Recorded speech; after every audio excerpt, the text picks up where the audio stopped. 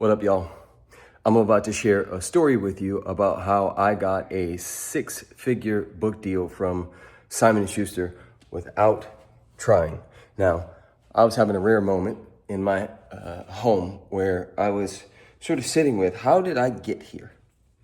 Some of you know, I used to be a surf instructor in LA, and I was struggling pretty hard while simultaneously wanting and knowing that there was a career in the self-development space. Now, this was way before Instagram and influencer, even the word influencer wasn't around when I started. And starting in 2005, in 2011, going into 2012, I had a moment where I decided that I was no longer going to wait to get rich to do what was handwritten on my soul. So I had this idea to do something called the Love Mob, and the Love Mob was organized acts of love. And the point of it was for us to help underprivileged, unfortunate people to spread love all over LA and remind people that love is all there is, was, and ever will be. So I get two of my friends to be co-founders. Shout out to Allison and Mustafa. And we start the thing, and it instantly blows up. One of the last ones we did, there's, police helicopters. They thought we were looting and a riot, but we were just really a group of beautiful souls singing and bringing awareness during Christmas. All that to share, I think we got to like the third or fourth Love Mob when somebody was in the crowd of this thing we had called The Beat, which was a 300-person interactive jam session. And we're doing our thing. It's fun. It's amazing. It's interesting. And at some point, this guy comes up to me named Freeman Michaels. And he says, I'm a part of this thing called ATL, which is the Association of Transformational Leaders. And we think you would be a good fit.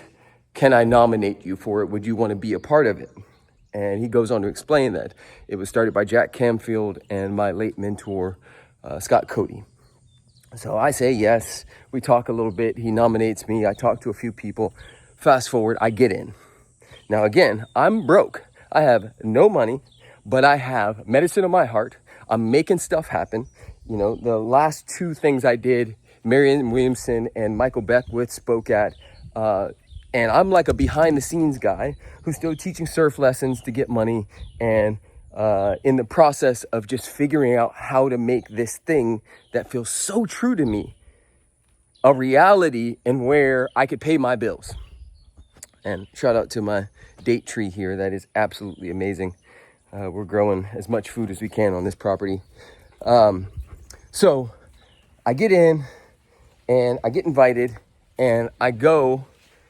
And I get there late, and it's in, not Palm Springs, but somewhere like that in California. I pull up, I walk in, and they're all at lunch, and the who's who of self-development is there, and they're all at different tables talking, and I have a moment where I'm like, who do I sit with? Do I go sit with, Barnett Bain and Bashar, the channeler, and Michael Beckwith and Jack Canfield at this table? Or do I go sit at this table with Marianne Williamson and that crew? Or where do I sit? And I had a moment where I said, just keep doing what got you to the dance, which is look for ways you can serve.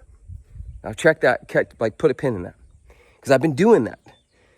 I see this guy in the back by himself. And I'm like, okay, that guy's sitting by himself. I'm sure that doesn't feel awesome. So I got my plate and I went and sat with him. And I said, can I have a seat? He said, absolutely. So we sit down together. He starts asking me questions about my life. And I explained that I have this book that I just wrote called Love Louder. That I'm aspiring to be like most of the people in this room. And he never tells me what he does. Fast forward, this gentleman's name was Bruce Cryer. And Bruce was the former CEO of the Heart Math Institute. And at that time, he was the CEO or like support CEO of Lissa Rankin's company.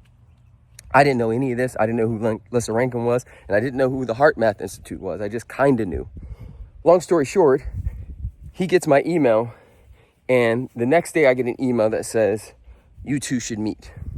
Well, he put me in a message with somebody who owned a subsidiary of Simon and Schuster.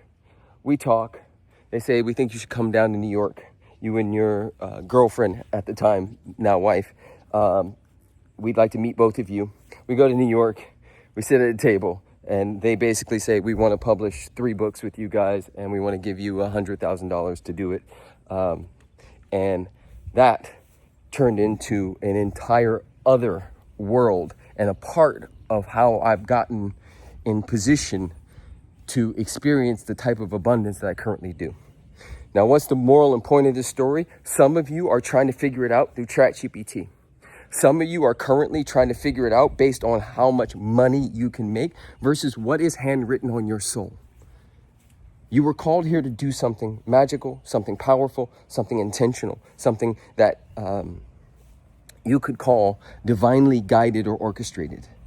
And yet, you are going away from that by trying to figure it out from the mind.